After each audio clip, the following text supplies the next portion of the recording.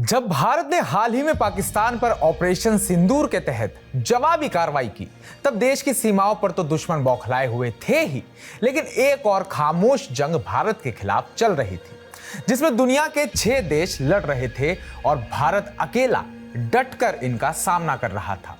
ये 6 देश कौन से थे, ये कौन सा मोर्चा था और कहां-कहां इन्होंने भारत पर अटैक किया, आइए आपको जरा सब विस्तार से बताते हैं।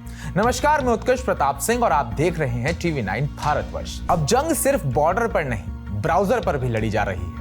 जब भारत ने ऑपरेशन सिंदूर लॉन्च किया तो पाकिस्तान का साथ देने उसके 5 समर्थक और इस जंग में कूद गए और एक के बाद एक भारत पर कई साइबर मिसाइल दाग डाली। ये 6 देश थे: तुर्की, बांग्लादेश, मलेशिया, इंडोनेशिया और इन सबको टेक्निकल सपोर्ट दे रहा था चीन।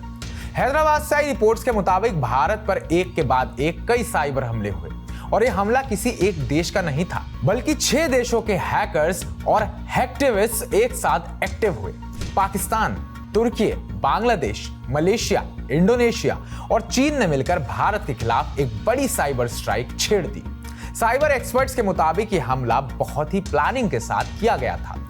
इस ऑपरेशन का मकसद सिर्फ भारत की वेबसाइट्स को हैक करना नहीं था, बल्कि भारत को इंटरनेशनल प्लेटफॉर्म पर शर्मिंदा करना, डिफेंस सिस्टम और हथियारों की जानकारी चुराना, देश की जनता के मन में डर और भ्रम फैलाना था। हैकर्स ने फिशिंग मेल्स, मैलवेयर और DDoS यानी कि डिनायल ऑफ सर्विसेज अटैक जैसे तरीके अपनाए, जिससे भारत की अहम डिजिटल सर्विसेज को ठप किया जा सके।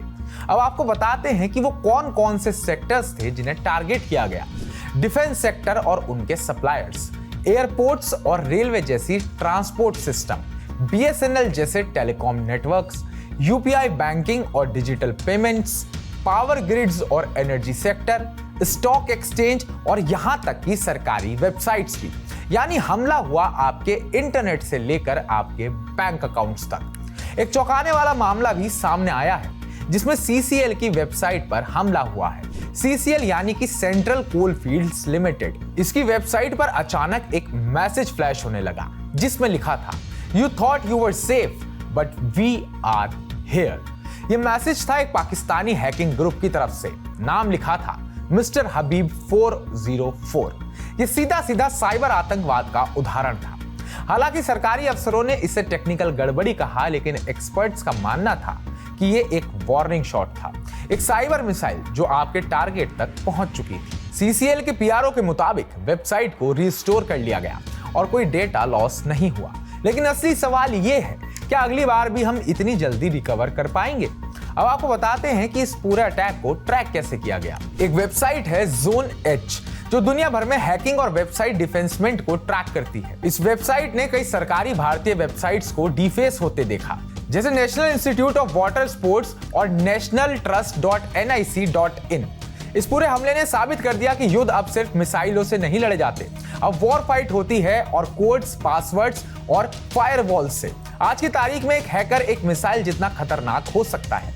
अब आपके लिए कुछ जरूरी बातें जो आपको ध्यान रखनी बेहद जरूरी हो जाती है, जैसे संदिग्ध ईमेल या लिंक पर क्लिक ना करें, पब्लिक वाईफाई पर बैंकिंग या OTP से जुड़ा कोई काम ना करें, अपने मोबाइल और कंप्यूटर को एंटीवायरस और फायरवॉल से प्रोटेक्ट कर रखें और सबसे जरूरी, डिजिटल दुनिया में भी उतने ही सतर्क रहें जितना असल दुनिया में आप रहते हैं, क्योंकि अगली जंग आपके स्क्रीन पर होगी और दुश्मन का चेहरा नहीं, सिर्फ IP एड्रेस होगा।